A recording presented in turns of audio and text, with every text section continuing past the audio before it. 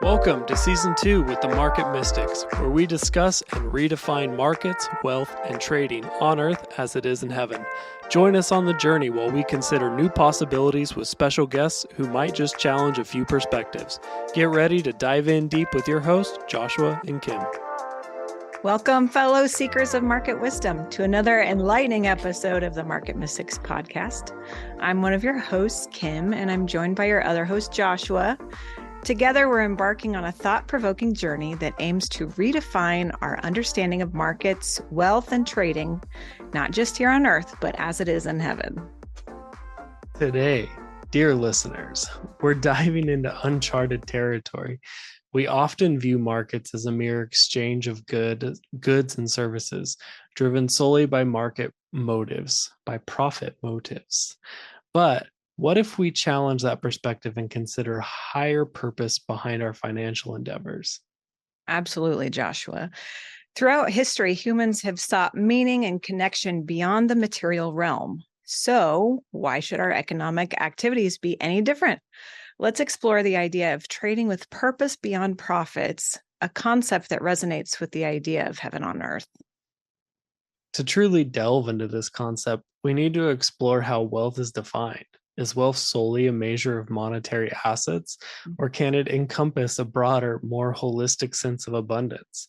Imagine a world where wealth is measured by the well-being of individuals, the health of our planet, and the harmony we cultivate within our communities. That's a paradigm shift indeed. And to achieve this, we must reevaluate our approach of trading. What if our trades were guided not only by financial gains, but by values that align with higher purpose? Can we envision a marketplace where integrity, empathy, and sustainability shape our decisions, mirroring the principles we often associate with heavenly realms? Our conversation today is an invitation to consider new possibilities.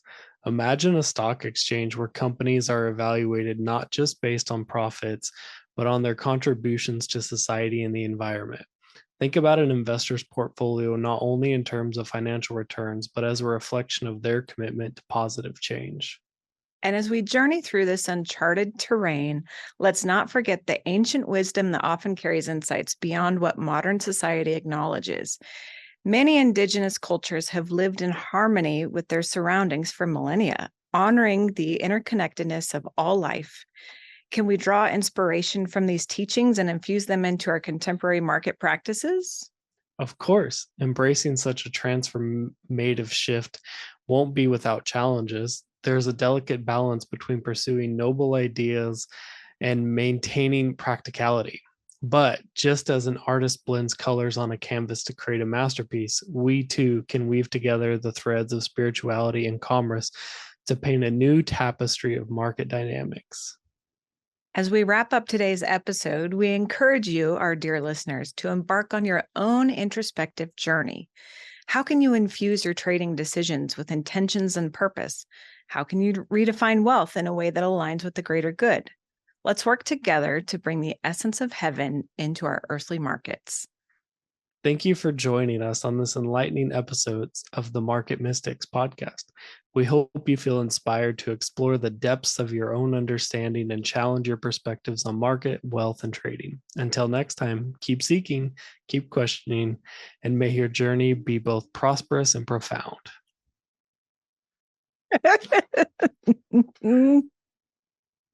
So, I'm sure many of you guys can tell we were reading something. You know, we tried to make it conversational, but I'm not great at that. And I think it was obvious both of us were reading off of a script. But that's kind of the whole point of today's episode. Kim, do you want to explain how we did this? Yes, I'm going to take a quick sponsorship break. Your episode of Market Mystics today was brought to you by ChatGPT. Unofficially. Unofficially, they pay us nothing. We pay them nothing. They're learning from us. But we just got a podcast episode written in about 30 seconds from them. We thought it would be fun to just put in the description of our podcast and ask it to generate a new episode for us. And this is what it came up with. And I wasn't terribly disappointed by it. Yeah, I was surprised. Like, I mean, our execution of reading it was not as conversational as it. Well, it didn't read as conversational as our normal episodes are, True. but the content, I was like, yeah, like there's this, there were some fun little pieces in there. Right. And in our defense, we didn't read through it before we read it. That's true. We wanted to be just as surprised as you guys were. It was generated and then we read it live. So you got that really kind of raw first reading. I feel like if we were in a sitcom, we'd have to do another read through. Probably so. But I think so. Really, the reason we wanted to do this was just because the concept fascinated both of us of like, how would AI write an episode about the market mystics? Like, what would it talk about? How would it do it? And so, like Kim said, we plugged in the description of our podcast and it wrote this out. And I think what's fascinating to me is like, there were really cool buzzwords in there, but there were some concepts, but there, I would say it was like a lot of adjectives. Like it was a lot of fluff words around it, not a lot of like Content actual content. And or I, depth. yeah, or depth in it. Um, and maybe you could, change the prompts to get, to get fine tune it a little bit. Um, but really we wanted to just like, we're not advocating for AI or anything like that, but it's a really interesting thing to pay attention to. Like there's some really powerful tools happening in technology, and if you just think about the way technology has advanced in our lifetimes, like I think AI has the potential to bring about that level of acceleration to the technology that we have now. Yeah, I'd agree. There were a couple little phrases in what it generated or a couple sentences and I was like, "Oh, this is interesting and this is thought provoking." Uh-huh. Um but it begs to lead into a deeper conversation. But I think what we really want to talk about is, I mean, we live in this world. We had this conversation before, like, what a bizarro world that we live in. And I'm a millennial. And so I lived in the world before the internet with dial up and like you chat with a friend and it takes 2 hours to go back and forth with 10 different messages through like um text messaging coming into play. Now smartphones, we have like the whole internet at our fingertips. And then now we have this, I would say, highly intelligent AI. I know that that is artificial intelligence, so Mm-hmm. redundancy, but whatever. I'm not AI, and sometimes I do make redundancies. But I find it interesting because it has the ability and it's constantly learning. Like even us just using ChatGPT, it is collecting information from us to Mm-hmm. continually be improving its game. Right. And for now, it's this fun little tool and it can, you guys, it makes creative writing happen so much faster. I just have to say, like, I've had some things that I'm stuck. I don't know what to say. And I type in my premise, and all of a sudden it comes out with this beautifully written description. And I'm like, that would have taken me 3 hours to come up with that, you And know? there's like proofreading and some editing of like making it your own, but like in Right. general, like it's pretty impressive the things that you can do. Like um I don't know, maybe we can thumbnail this with some sort of AI created thing, but um a lot of websites now, like, whether it's Photoshop or Canva, or a lot of creative ones, have like prompts for, like, you put in, I want a picture of blah blah blah, and it'll automatically generate a digital image based on that. So maybe Mhm. we'll do that for the thumbnail of this episode, just see what it comes up with.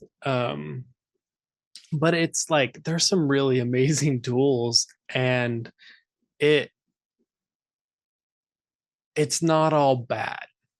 And I think sometimes there can be a fear of new technology and a fear um, of things moving forward. And I know we've talked about AI and the some of the efficacy questions and things in prior podcasts, but this is my thought, has been my thought, still my thought, um, that these things are more neutral than one way or the other, and the either benefit or negative of them has to do on how, like, independent, like like sons of God choose to use it. Like, Mhm. how does the earth choose to use it? Do they use it for greed and personal gain and like stepping on other people, or do they use it for the betterment of humanity? And like, even just like in the way this wrote it, like, imagine a world where wealth is measured by the well-being of individuals, the health of our planet, and the harmony we cultivate within our communities. Like, that's amazing. That's Like, amazing. That was the one I was going to point out too. That's funny. yeah, like, I think that that's such a fascinating thing, but it's just, it's how we use these things. you know can you take an extremely dark view and say, well, AI is going to take over, like, many industries and take people out of jobs and become our overlords? Like, sure, you can take that view if you want to, but then you're participating in the creation of that. Hmm. Like, we talk a lot about our words and our thoughts, and the way we look at things, the way we do things. One of our friends and prior guests, Nancy Cohen, talks about how she doesn't call people unbelievers, she calls them pre-believers, because by calling them unbelievers, she's binding them into being an unbeliever. And that's just a simple example about how our probably mindless language is, we're constantly creating, and we're constantly causing a cause and effect. Like, we're constantly doing something that is creating it. And if we aren't, like, if we're not mindful about the way we speak about things, like, then in some way we're responsible for what's created from it. And yes, there are millions and billions of other people who are also creating, and so you aren't solely responsible for the outcome of AI. But like, just changing the way we look at it can make a big impact on the way the world views it. Absolutely. I think it is a tool that we know very little about at this point. Like, we're learning it as it is learning us.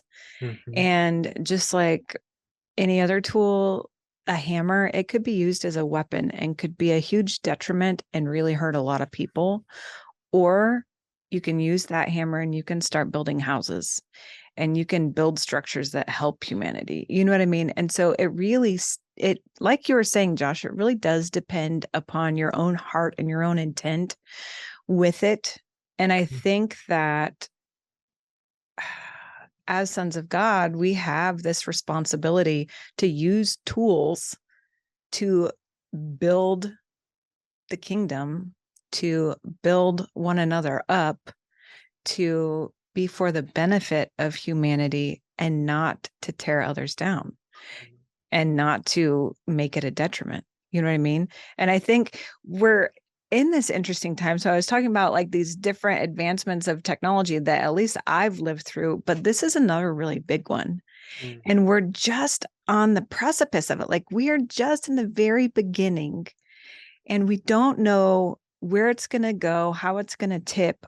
But that means that we have the potential to influence it and how it gets used, and to make sure that it is used for giving life. I mean, you were even talking about the concern that, it's going to take jobs and put people out of employment. But on the flip side, what if it does eliminate jobs and it frees you up to live your life and not just be a slave to the 9 to 5? Like, what if you look at it from that perspective, that it is freeing you to actually get out there and live? Yeah. Yeah. And like, I mentioned you're not the only one creating, especially in these huge cultural advancements. Mm-hmm. But when we were talking with Mike Popovich, he was sharing some information about, and I don't remember if he did this on the podcast or not, but there's a study that they did. I believe it's called the Global Peace Initiative. Don't quote me exactly because I don't remember. But they took 100 people and they had them experience peace, like just experience peace all over their body. And immediately they could measure the impact on the people around them. And so by hooking like their bodies, their hearts up to sensors, they could actually measure the person sitting next to them. They could measure a change inside them. And what they are testing is the theory of like, can 100 people transform 1,000 people, 10,000 people, 100,000 people? Because it's not 1-to-1, it's a multiplication factor. And I think that's how the kingdom works. Whether or not those people are giving credit or acknowledging Yahweh in what they do, they're engaging with the Prince of Peace and encountering that and feeling and having that spread through their communities and their workspaces. And so, yes, you as a creator are only one, but especially where 2 or 3 are gathered, or a couple hundred, like you can have impact beyond just your individual self, your individual household. And yes, that's where it starts. Like, you learn to govern by first governing yourself, by governing your household, and then your community and your neighborhood and your town and your city and state and whatever. Like, it grows as you grow in maturity. But there is an impact that can be had. It's not just this, oh, I'm just one person, what can I do?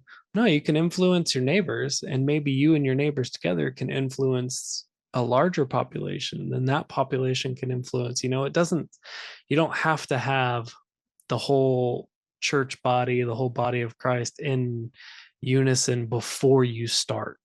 I think that's, what I'm trying to say. Oh, that's good. That's really good. I have this friend, I won't mention any names, who has this phrase that they like to say, and I think it really goes along with this conversation: words create worlds. It's a really good phrase.